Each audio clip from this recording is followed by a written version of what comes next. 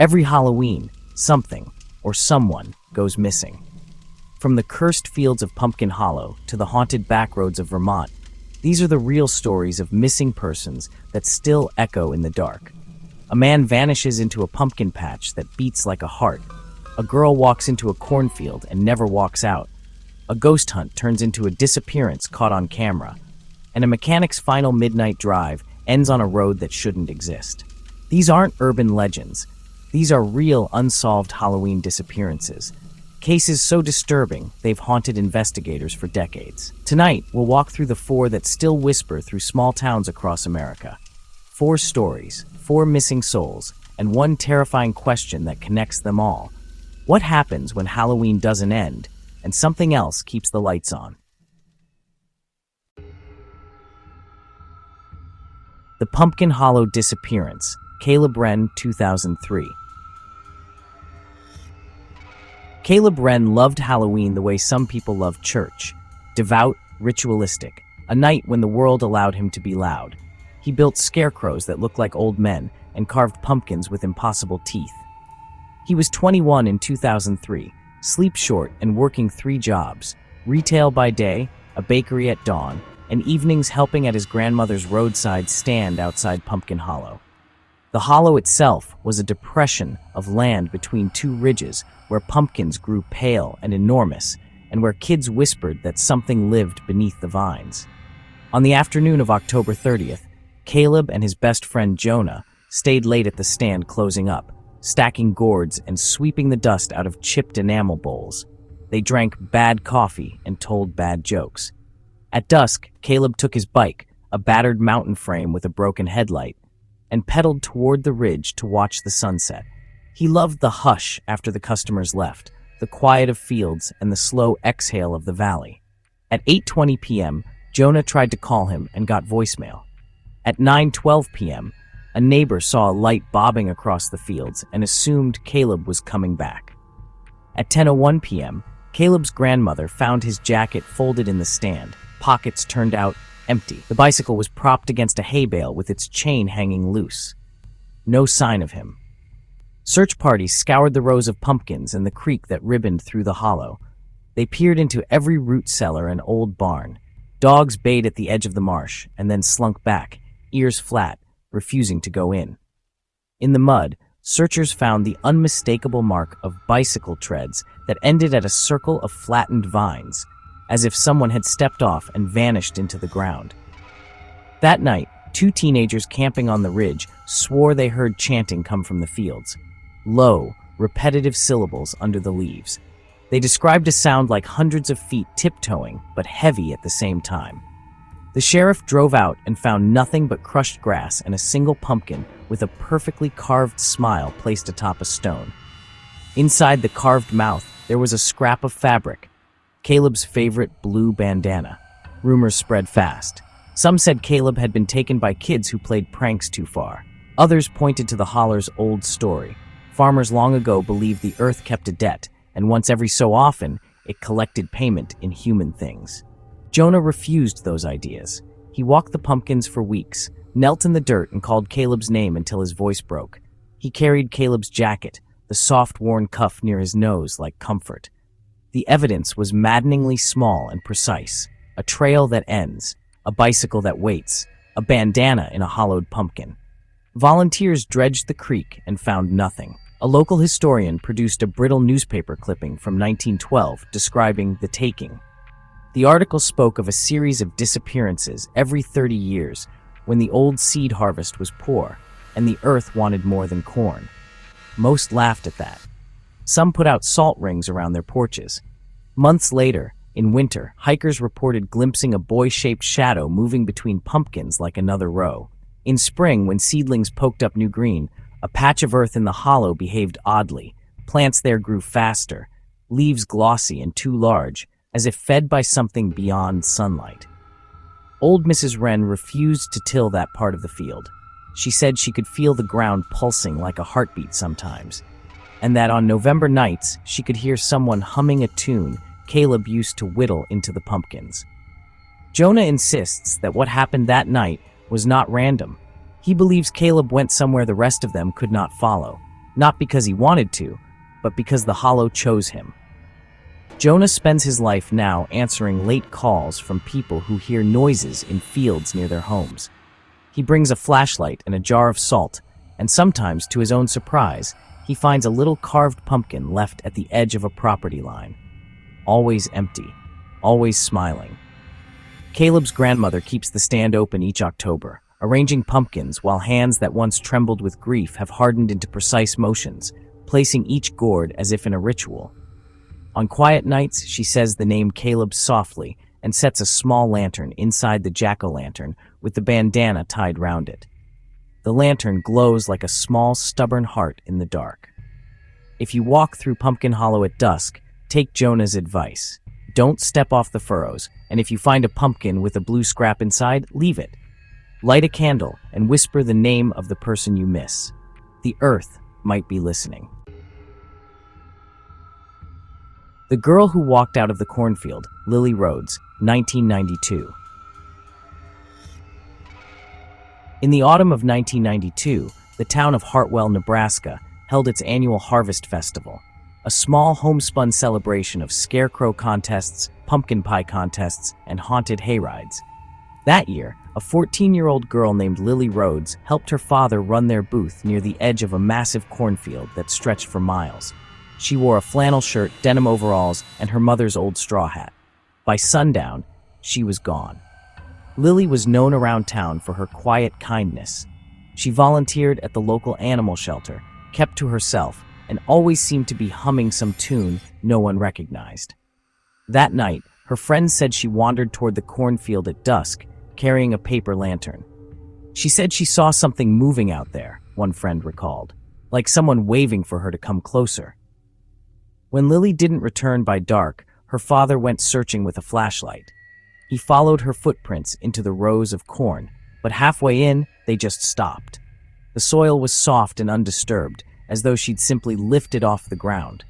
By midnight, half the town had joined the search. They shouted her name through the wind and stalks. The only reply came as a faint echo, not from in front of them, but behind. Deputies said the sound looped, repeating from different directions like a voice bouncing inside a tunnel. At dawn, searchers found her lantern sitting upright in a small clearing deep in the field. Its flame still burned, though it had rained most of the night. Nearby, the cornstalks were bent in a perfect circle, not trampled, but pressed outward from the center. And in the middle of that circle was something stranger still, a single scarecrow, stuffed with straw that was wet and warm to the touch. When they unbuttoned the scarecrow's shirt, they found Lily's flannel stitched into its chest, her name tag still pinned to the pocket. The sheriff cordoned off the area and called in the state patrol. They found no blood, no signs of a struggle, no tire tracks, just faint handprints in the dirt, long, thin, and too many to belong to one person. A week later, a farmer 10 miles east reported seeing a girl walking through his fields at sunrise. She was barefoot, dragging her hand along the stalks, he told police. But the stalks bent away from her like they were scared. When he called out, she stopped, turned slowly, and smiled. Then she stepped backward into the corn and vanished.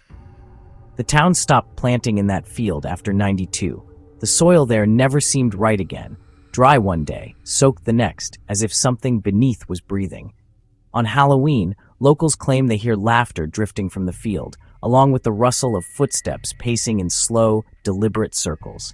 Lily's father kept her lantern on the porch every October 31st, hoping she might find her way home. But in 2004, he awoke to find it missing, and a trail of fresh corn husks leading into the woods behind his house. At the edge of the trail, the lantern sat glowing faintly, though its glass was cracked and blackened.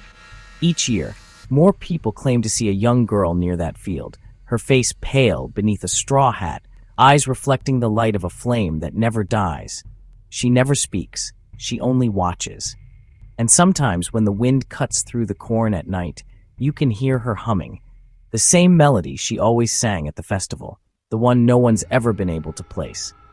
The locals call it the Song of the Stalks, and they say that if you hum it back, the rows begin to move, like something inside the corn is coming closer. The Midnight Vanish of Emma Cross, October 1st, 1994, Willow's End, Vermont. They still keep Emma's photo on the corkboard inside the Willow's End General Store, a Polaroid of a girl in a pumpkin orange hoodie, smiling like she had no reason to fear the dark. She was 17, kind, and endlessly curious about things most people ignored. Old barns, forgotten cemeteries, the tiny grave markers swallowed by the forest behind Route 9. That Halloween was colder than usual. The town parade ended early, the fog rolled in from the river, and by 10 p.m., everyone was home, except Emma and her two friends, Jake Lawson and Mia Peterson. They were planning to film a ghost hunt at the abandoned Cloverfield farm, the place people whispered about, where lights were said to drift between trees and voices echoed in the corn stubble long after harvest. Jake later told police Emma was the one who insisted they go. She wanted proof, she said, that the legends were just stories. If we laugh at the dark can't laugh back. At 11:42 p.m., Mia's camcorder picked up the last footage of Emma Cross alive. You can still find the clip online if you look hard enough. The three teens walking through mist, the barn looming like a broken tooth, and Emma turning toward the lens saying, "Do you hear that? It's humming." The camera shakes. A low sound fills the air, not wind, not insects, something deeper, like a cord vibrating through the ground. Jake curses, the light flickers, and Emma's shape blurs as the picture whites out. When it comes back, she's gone. They searched for her for hours, shouting her name until sunrise. The police combed the fields for weeks. Dogs caught her scent near the edge of the forest, and then, nothing. Not a scrap of clothing, not a footprint in the damp soil. Inside the barn, they found one thing: Emma's flashlight, still on, wedged into a crack in the floorboards. Its beam pointed straight down into darkness that shouldn't have been there, a gap that descended deeper than the foundation allowed. Locals say that after Emma disappeared, people started hearing the same hum she mentioned, faintly at night, rising from the earth around Cloverfield Farm. Farmers complained of lights beneath the soil, like lanterns moving under their fields. One man swore he saw a hand press against the ground from underneath, pale and trembling. The official theory remains simple: Emma ran away, but no one who knew her believes that. Her college application sat ready on her desk. Her father still keeps the porch light on, even though 30 Halloweens have passed since she walked into that fog. Sometimes, on cold nights, drivers claim they see a girl in an orange hoodie standing by the old fence line, waving for help, but when they stop, there's only the humming. Maybe Emma proved her point. Maybe she laughed at the dark, and the dark laughed back. The Last Ride of Daniel Mercer, Halloween Night, 1997. Daniel Mercer could fix anything with an engine and a roll of duct tape. He wore grease under his fingernails like a badge of honor, and when he smiled, people trusted him.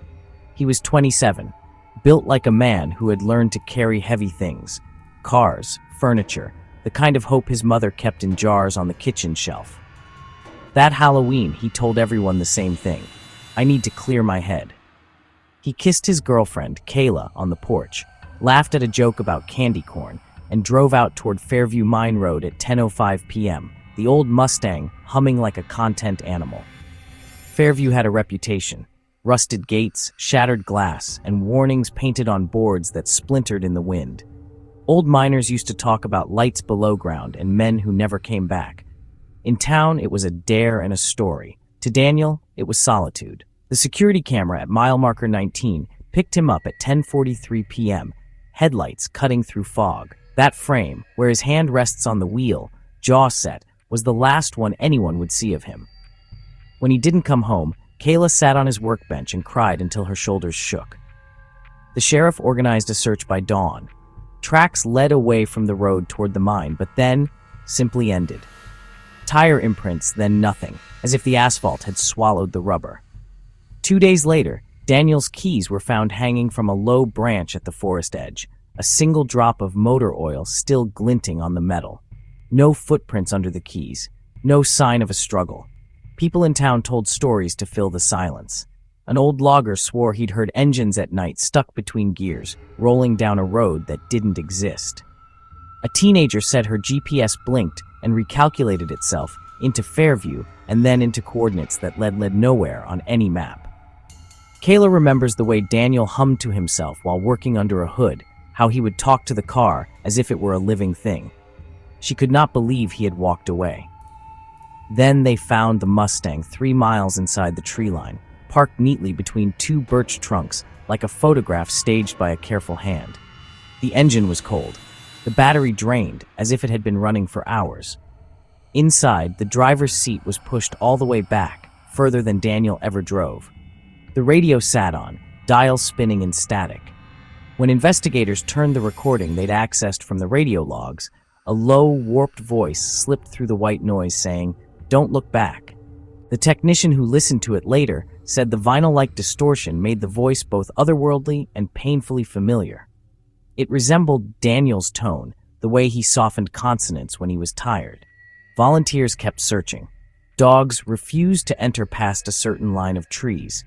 One tracker cried when he dug through a patch of disturbed earth and found nothing but a single black thread, like a shoelace tied through the roots. The sheriff labeled it an unsolved missing person case. Kayla painted a small blue Mustang on the front gate of their house and leaves a wrench by his photograph on Halloween every year. Then the small things started. People driving Fairview at night would feel a heavy breath at the back of the car, like someone leaning close. A few claimed to see a silhouette reflected in the rearview mirror, a man in grease-stained overalls staring but dissolving when you looked away.